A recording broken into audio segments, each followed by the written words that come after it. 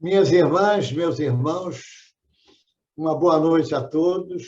É com grande alegria que estamos aqui para mais uma participação na nossa Núcleo Chico Xavier. E hoje nós vamos falar sobre o tema A Vinda à Casa Espírita.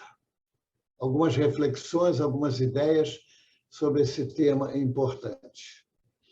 No livro O Espírito da Verdade, Caibar Schutel, numa mensagem, disse o seguinte: ninguém vai a um templo doutrinário para dar, primeiramente. Todos nós aí comparecemos para receber. Antes de mais nada, sejam quais forem as circunstâncias.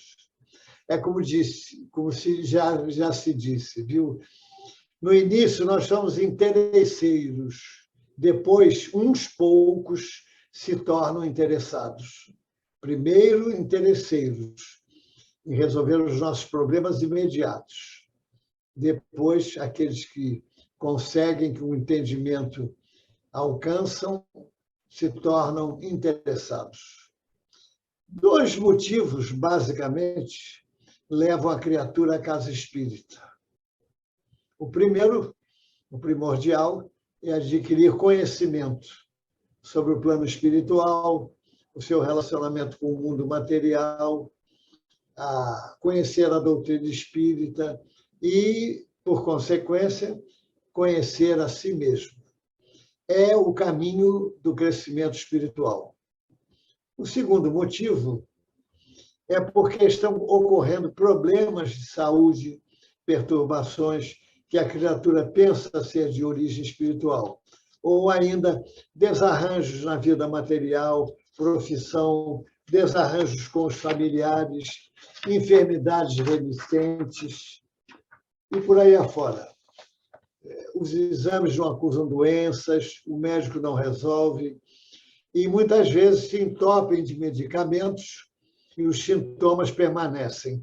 São as chamadas, aspas, doenças fantasmas, aspas. Bom, então vamos lá, vamos discorrer sobre esses dados. Desentendimento no lar é uma das razões também que levam a pessoa, e a gente observa isso no atendimento fraterno. As pessoas falam, de repente comecei a discutir muito com meu marido, discutir muito com a minha mulher, a gente não chega a um acordo, eu acho que tem alguma perturbação, alguma coisa. Então, é aquela guerra de opiniões, por tudo e por nada. Discutem os pais, discutem os filhos, as irmãs e os irmãos, e por mais que se esforcem, a harmonia aí não se instala. Então, esse é um dos motivos, desentendimento no lar. Outro motivo, tensão nervosa. A criatura já levanta nervosa e não sabe por quê. É aquela irritação sem causa aparente. Eu conheço uma criatura que você não pode falar com ele na primeira meia hora que ele voltou para o corpo. Eu não sei se o perispírito demorou a encaixar no corpo, mas o fato é que ele não responde. Se você falar com ele, ele não responde. E outros dados, muito atual, muito presente. Outro dado, a depressão, ansiedade, depressão, e a depressão está em alta. É o profundo sentimento de baixa estima, desamor, desânimo, sem vontade de viver. Dificuldades financeiras. É o salário menor que o mês, por mais que ganhe o dinheiro não dá. Quando tudo parece que vai melhorar, surgem gastos inesperados, o carro estraga, doenças e por aí afora.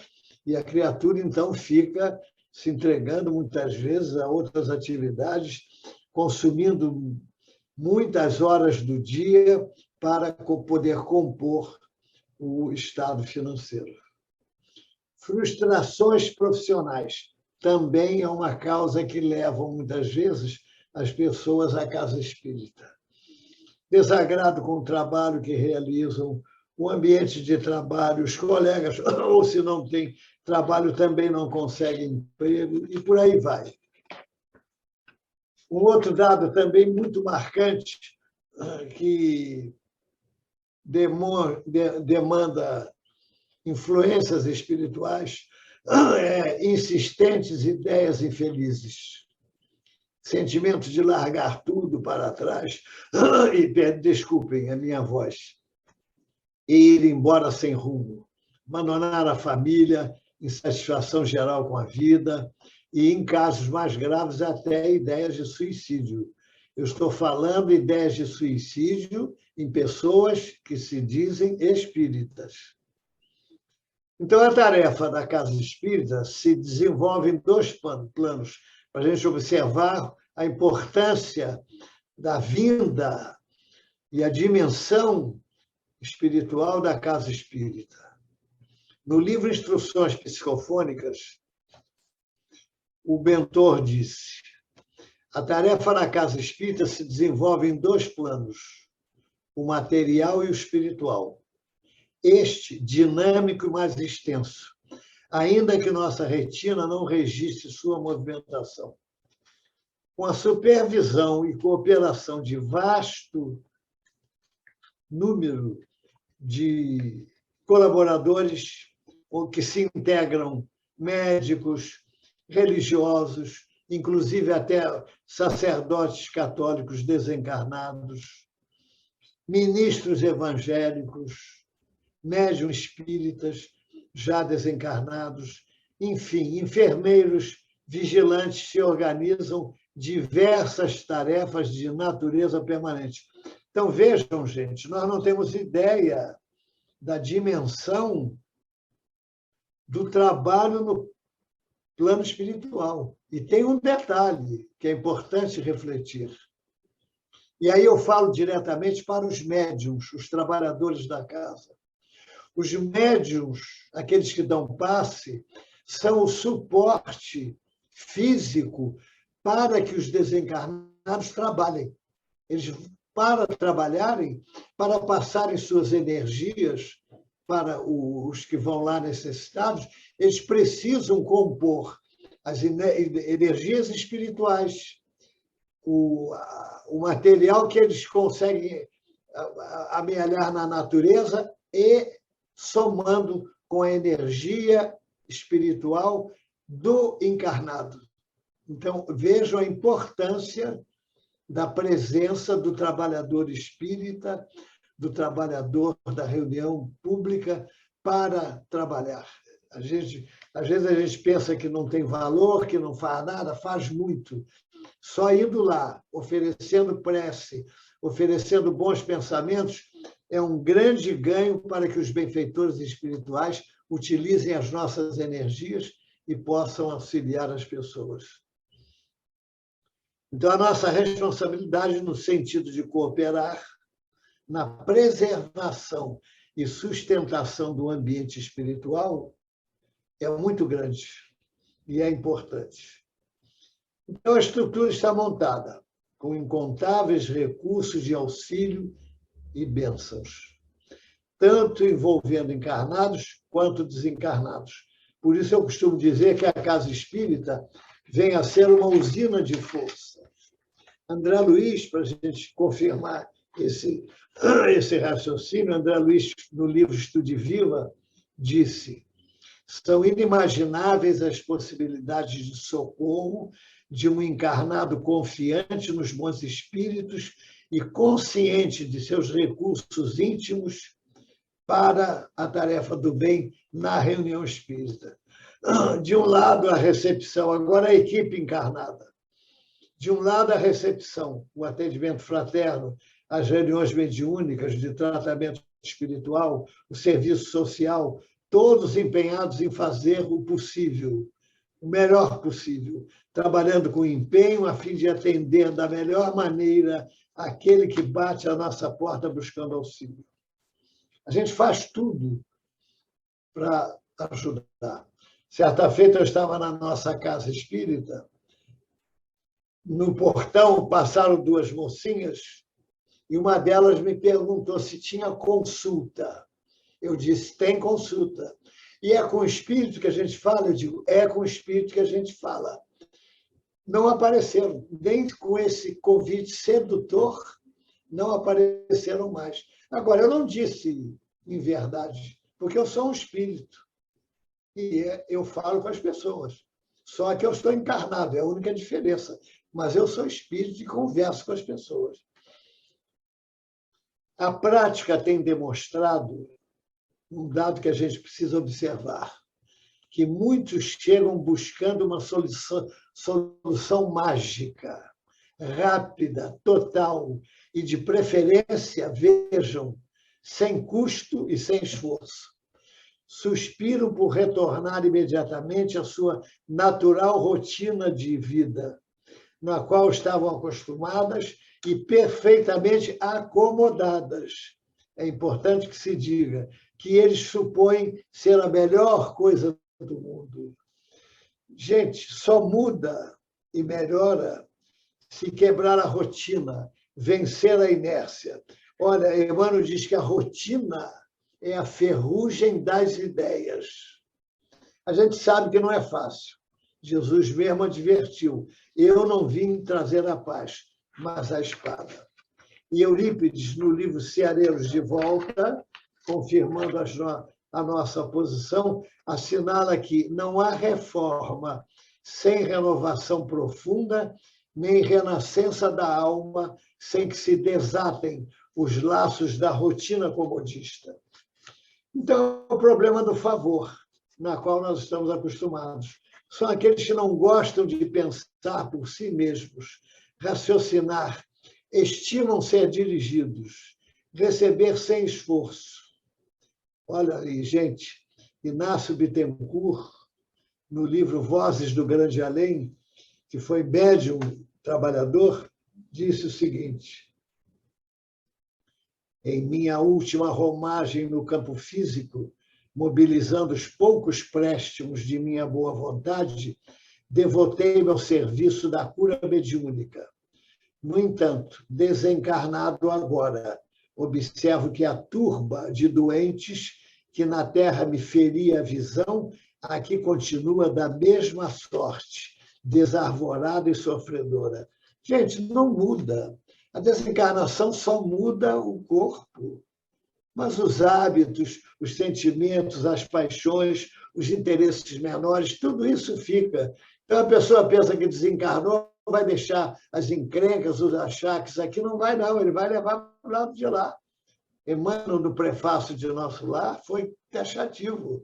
A primeira situação que a gente se defronta ao desencarnar é com a nossa consciência, as nossas obras. Ora, Deus não pune ninguém, mas nós nos punimos, nós nos autopunimos, porque a consciência permite o pecado, mas não permite que a criatura desfrute o pecado em paz. Antes da guerra de 1914, quando a Alemanha possuía colônias na África Oriental, entre os oficiais que ali serviam, havia um que possuía o olho de vidro. E ele estava comandando os operários que estavam construindo a sede daquilo que seria a prefeitura local. Quando ele precisou sair, os operários eram naturais da cidade, da região, ele precisou sair e disse, tirou o olho de vidro, porque eram pessoas ignorantes, sem estudo, tirou o olho de vidro, botou na janela e disse, olha, eu vou sair, que eu preciso ir na cidade, mas eu vou deixar o meu olho tomando conta de vocês aqui. Então, quando ele voltou, estavam todos trabalhando, um trabalhava com a enxada, capinando e olhava para o olho de vidro. Trabalhava e olhava para o olho de vidro. Aí, é um sucesso. Quando eu precisar sair, a receita já está aí. E aí, ele colocou outra vez o olho de vidro, uma outra oportunidade. Quando ele voltou, surpresa.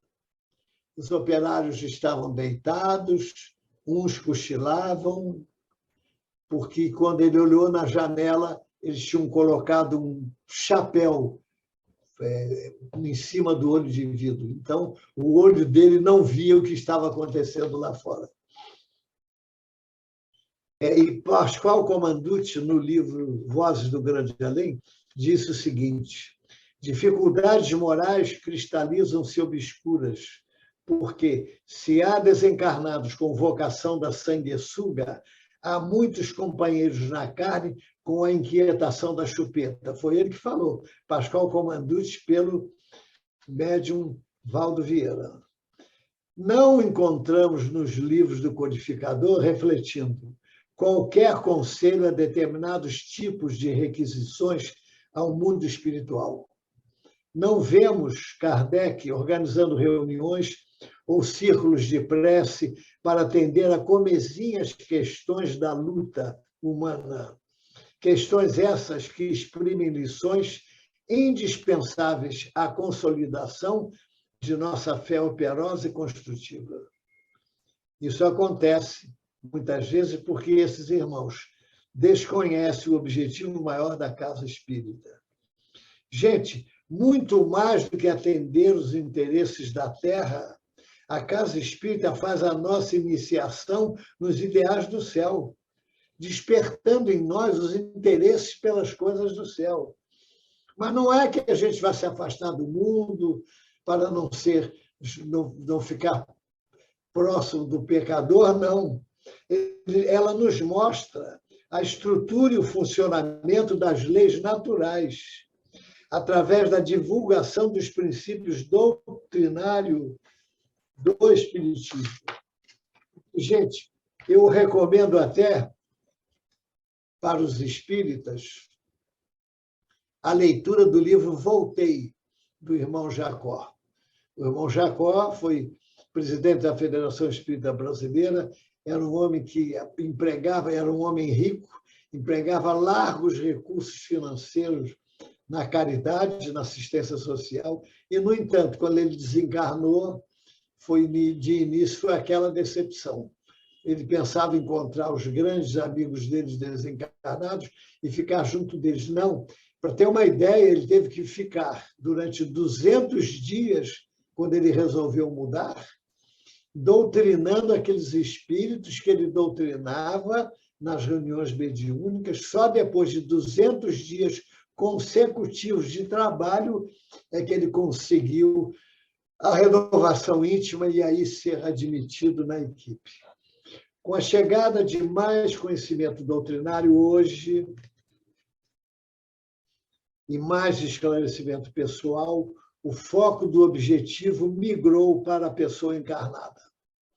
O esforço passou a consistir em liberar a consciência encarnada mediante um processo educativo adequado.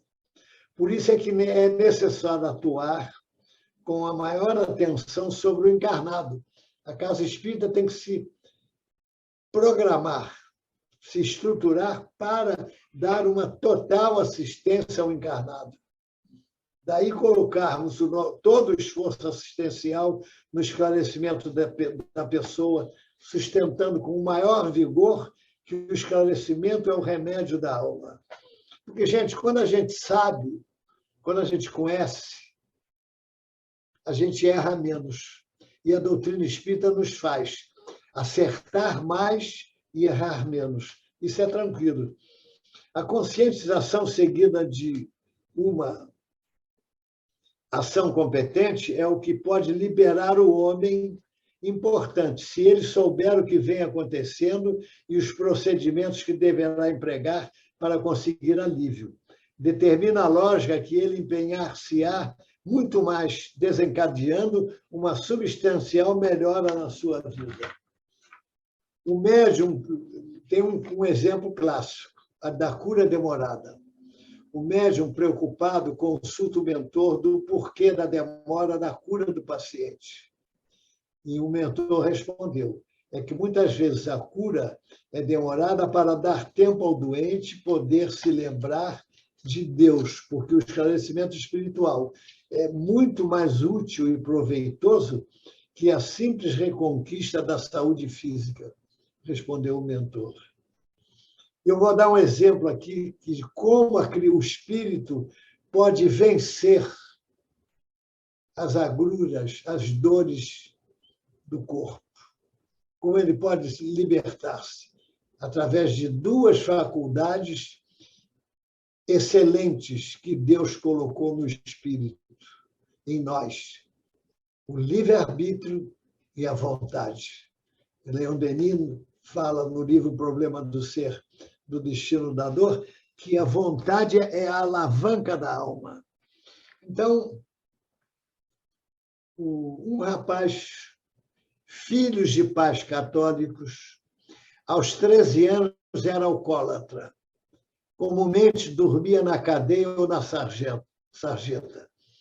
O suicídio ele tentou 2 vezes. Em 1970, embriagado, ele entrou na igreja de Santa Cecília, em São Paulo, gritando impropérios contra Deus e os santos. Só não promove um quebra-quebra porque foi detido pelas pessoas presentes. Em 1975, sofreu um acidente, ficou tetraplégico. 28 meses de hospital. Volta para casa inválido. Movimenta-se pouco e sem força. O braço esquerdo vegeta, segundo sua própria expressão. Por mais 6 anos, consome o tempo vendo TV, lendo romances e revistas eróticas, excitando a libido, fumava maços e maços de cigarro, sofria horrores pela falta de bebida, jogava na loteria na esperança de ganhar uma bolada e beber até o último centavo e depois suicidar-se. Veja a posição dele. 8 anos que se encontrava naquela morte em vida, quando um dos raros amigos que ainda lhe restavam trouxe-lhe um pacote de livros usados. No meio do pacote, um velho exemplar do Livro dos Médiuns. Olha aí, gente. Tinha péssima impressão sobre o espiritismo. Bruxarias, pensava. O primeiro impulso foi jogar no fogo o livro que, por zombaria, chamou de O Livro dos Médiuns. Mas como tinha o santo hábito de ler, olha a importância da leitura, e agora ler os livros espíritas, olha a importância, resolveu conservá-lo para quebrar o galho no caso de não ter outro livro. Os livros esgotaram, outros não chegaram. Sem compromisso, começa a ler o Livro dos Médiuns, a princípio com má vontade, um trecho aqui, outro ali, até que algumas questões começaram a despertar o seu interesse.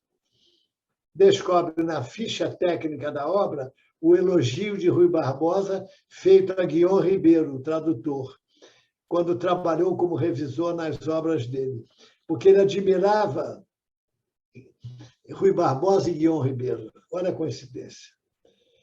Foi o bastante. Devora o livro.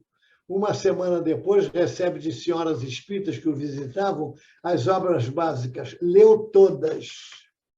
1 ano após, já não lembrava do desejo de beber, mas estava num dilema. Ganhando muito pouco, tinha que escolher entre o vício de fumar ou usar o dinheiro para comprar literatura espírita. Foi o que ele fez.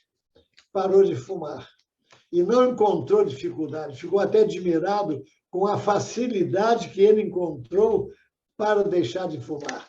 Vejam, meus amigos, as suas palavras finais, que é um estímulo para todos nós, que achamos que não temos condição, que somos imperfeitos, que vivemos acomodados dentro de casa.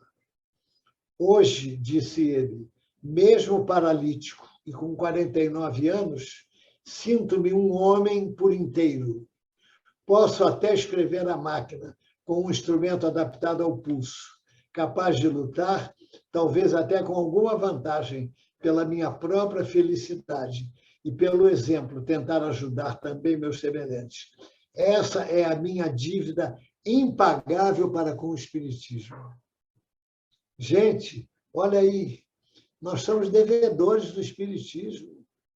Chico Xavier, uma vida de lutas, de sofrimento, de exemplo e de amor, sobretudo, amor e alegria, nos deixou hoje editados 537 livros. E as pessoas, há quem diga, infelizmente, dá até vontade de chorar, que Kardec está ultrapassado. Como ultrapassado, ele instituiu a base é inamovível, é aquela mesmo. Lei de causa e efeito, lei do progresso, comunicabilidade entre os dois mundos, lei de ação e reação, meu Deus do céu, lei do progresso, tudo isso é inalterável, vai nos acompanhar a vida inteira. E Albino Teixeira, no livro Caminho Espírita, disse: se o doente solicita receita e não aplica o remédio, se o aluno fichado na escola não lhe frequenta as aulas, se o viajante necessita chegar à estação com passagem adquirida e não toma o comboio, se o lavrador inicia a plantação e larga o trabalho à conta do vento, não culpe o médico, não acuse o professor, não reprove a condução, nem malzine a terra. Assim também o Espiritismo, junto de nós, quando lhe conhecemos os sagrados objetivos sob a direção de Jesus, se nos reconhecemos necessitados de melhoria, se aspiramos à luz, se temos sede de paz, se queremos felicidade e não nos dispomos a usá-la em nós por instrumento da própria renovação, não nos queixamos senão de nós mesmos. É aquela história, você vai no médico, o médico acerta o diagnóstico. Se você não tomar o remédio, não vai adiantar nada. Sem tomar o remédio, não há cura. Sem esforço, não há conquista. Tudo na vida tem preço. Deus não dá gratuidade a ninguém. Vejamos, então, o procedimento que se espera do cliente do atendimento fraterno, do cliente das reuniões na casa espírita, que se espera do cliente no sentido da própria melhoria, da assiduidade. A pontualidade e a assiduidade são condições essenciais para alcançarmos o objetivo pretendido. Espírita vai e vem, o rendimento é praticamente nulo, como disse Jacques Aboab. No campo das boas obras, o médium que entra e sai imita a dança do índio, que faz que vai, mas não vai. Disse Jacques Aboab, psicografia do Chico. Vencer obstáculos laterais, atrações secundárias, impedimentos tais como criança chorando, marido emburrado, visita inesperada, são problemas artificiais impedindo a nossa caminhada. Porque às vezes acontece isso. A nossa irmã vai ao centro, chovendo, o marido ironizando, que não é espírita, você é fanática, né? Você vai de qualquer maneira ao centro, olha aí. Mas quando ele tem uma dor de barriga, a primeira coisa que ele pede é vai ao centro, bota meu nome lá nas orações, é a primeira coisa que ele pede. Aceitação. É preciso confiar, resignar-se, dar tempo ao tempo, abrir mente e coração para novos ensinamentos, novas conquistas, confiar nos mentores na casa espírita e, sobretudo, em você mesmo. É necessário construir um clima interior propício a receber. São imagináveis, disse André Luiz, são imagináveis os recursos que a bondade divina destinou aos homens. Olha, eu vou contar um caso que a minha amiga Helenir Meirelles, de Niterói, amiga do Chico, me contou. Ela tinha um trabalho numa comunidade lá em Niterói. Foi dar um passe num senhor, o senhor sozinho, doente. Ele disse, eu não quero passe para mim, vejam, eu quero passe na geladeira. Abriu a geladeira, tinha 1 litro de leite, mais nada. Porque nós estamos no verão, disse ele, e se essa geladeira está enguiçada, e se a geladeira não funcionar, vai estragar o leite, eu não tenho nada para tomar amanhã. E ela deu o passe no homem, fez a oração para o homem e para a geladeira. Gente, olha, eu juro pela felicidade do Ivair, no meio da prece, a geladeira pegou no tranco. Como, não me perguntem, mas o fato é que a geladeira pegou no trânsito. Gente, são inimagináveis aquilo que Deus, a solicitude divina em nosso favor. Ninguém é obrigado a pagar suas dívidas pela dor, não. E olha o que o Chico falou. Vejam, isso é lei. Eu escutei o Chico falar, isso foi textual. Quando nós estamos trabalhando no bem, na caridade, e vier um decreto da justiça divina nos cobrar alguma dívida, e esse decreto nos encontrar trabalhando no bem, vem uma ordem da misericórdia divina mandando sustar a cobrança enquanto estivermos trabalhando no bem. E aí, sabe o que acontece? A gente transforma o pagamento, em vez de pagar pela dor, nós vamos pagar pelo amor. Não é muito mais confortável? Não é muito mais contagiante nós pagarmos as nossas dívidas pelo amor, até porque, pagando pelo amor, nós vamos crescendo espiritualmente. Olha o ganho que a gente tem. A gente paga a dívida e cresce espiritualmente. Às vezes, as pessoas, é necessário construir um clima interior propício a receber. Eu falei do passo da geladeira.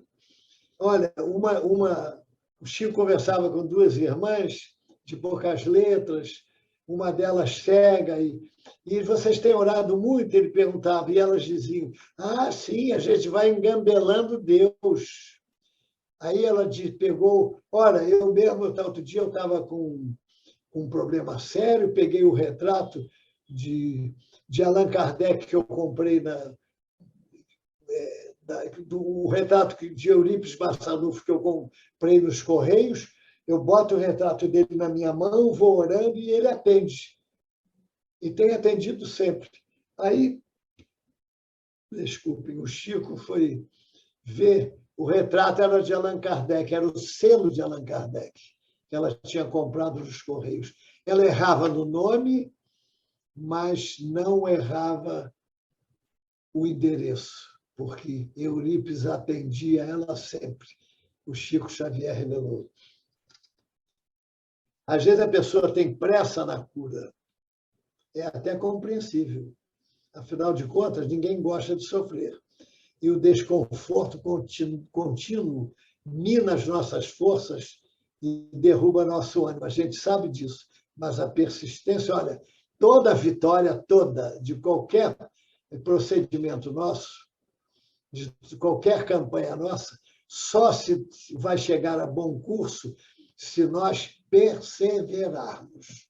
Somente quem persevera é que alcança a vitória.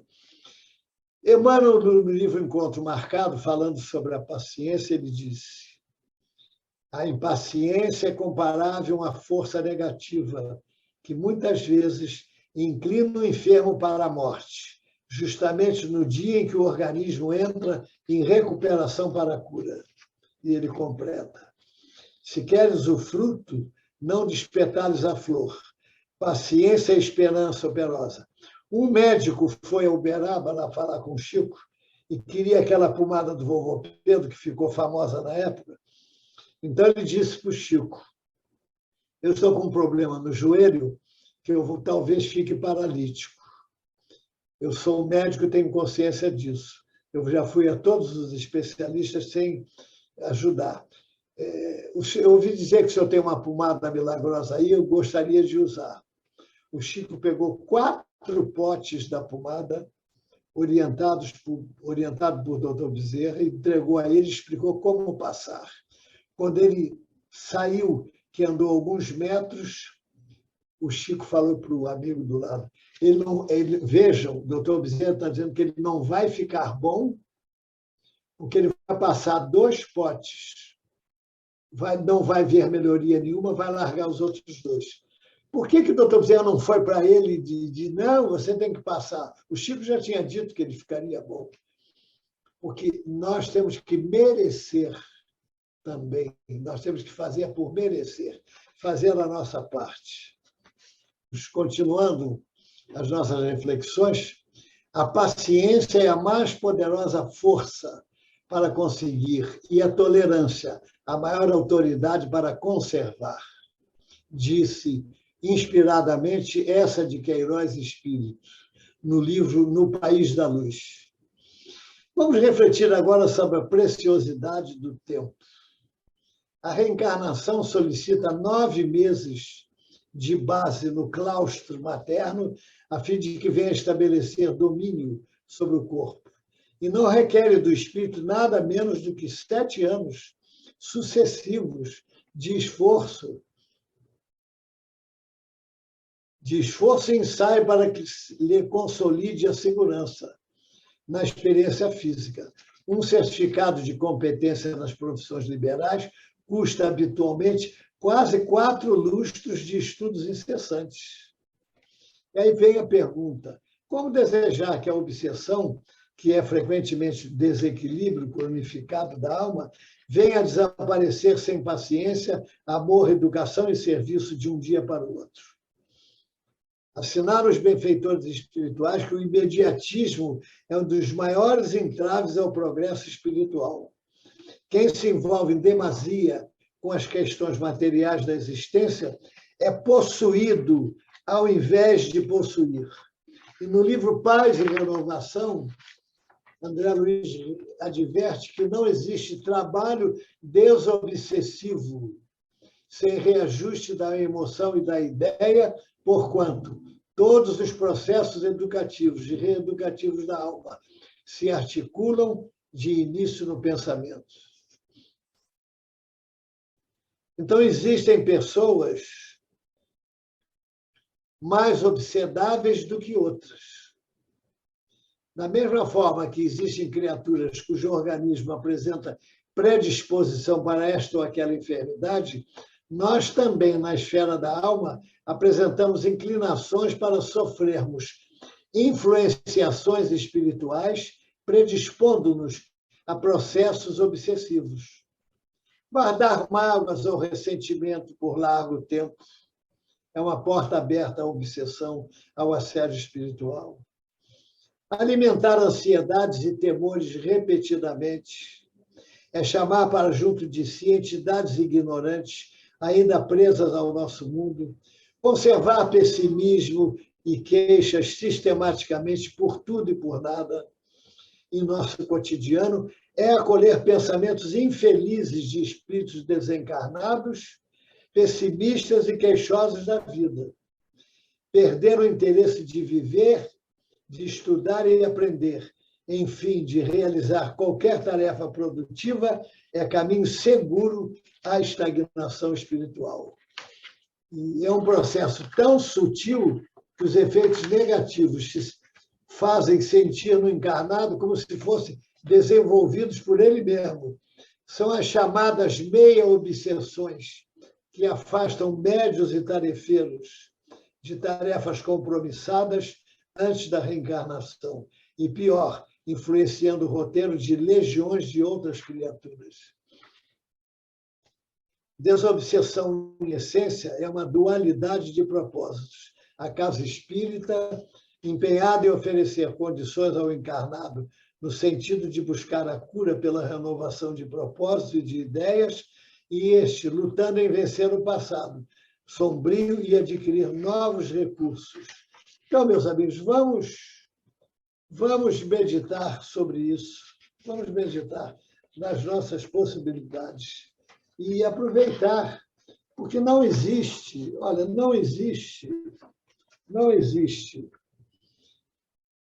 livro no mundo que explique de onde viemos, para onde vamos e quem somos nós, do que o Livro dos Espíritos. O Livro dos Espíritos é o único livro no mundo que nos explica isso. Então, meus amigos, olha só, por que não vamos utilizar os recursos, os valores da alma para crescer espiritualmente?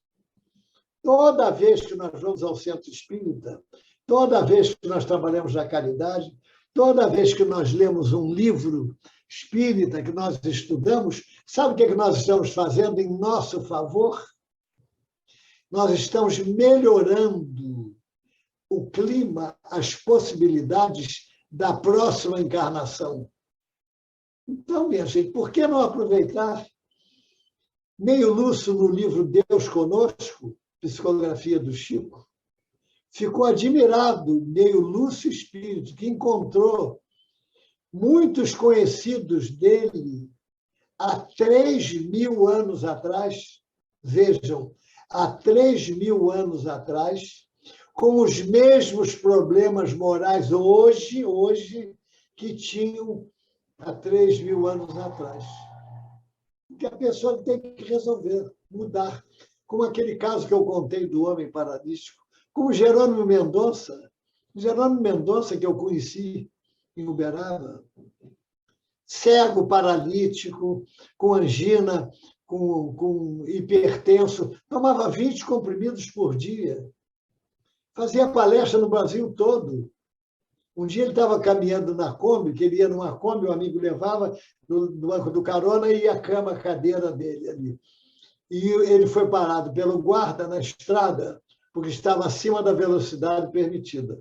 Aí o guarda chamou a atenção dele e olhou, e ainda por cima, o senhor, além do excesso de velocidade, carregando um doente. E aí o motorista falou para o guarda: "Oh, seu guarda, é isso mesmo, há 18 anos que eu dirijo para esse homem, ele não para, é para lá, para cá, para tudo quanto é lugar." E o Jerônimo era um homem de bom humor, um homem alegre, um homem tranquilo, um homem sereno. Então, o que nós estamos esperando? Gente, a Casa Espírita é uma excelência de trabalho. Vamos nos dedicar, não importa, varrer uma calçada, limpar um banheiro, nós podemos fazer muito. Um dia chegou um homem lá no centro e disse o seguinte: "Olha, eu quero aquele trabalho que ninguém gosta de fazer." Eu fiquei admirado, perguntei: "Qual?" "Lavar banheiros." E ele, enquanto ficou lá, ele lavava banheiros. Depois teve que mudar para outra cidade.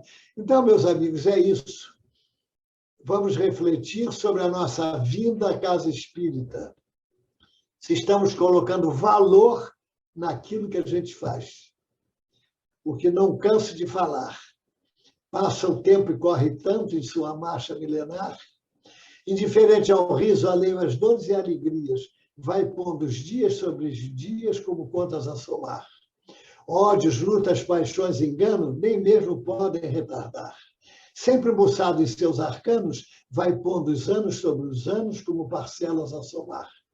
Passa o presente a ser passado, passa o futuro a ser presente e a ser passado a de passar, enquanto o tempo indiferente, seu constante caminhar, vai pondo vida sobre vida em sua eterna conta de somar.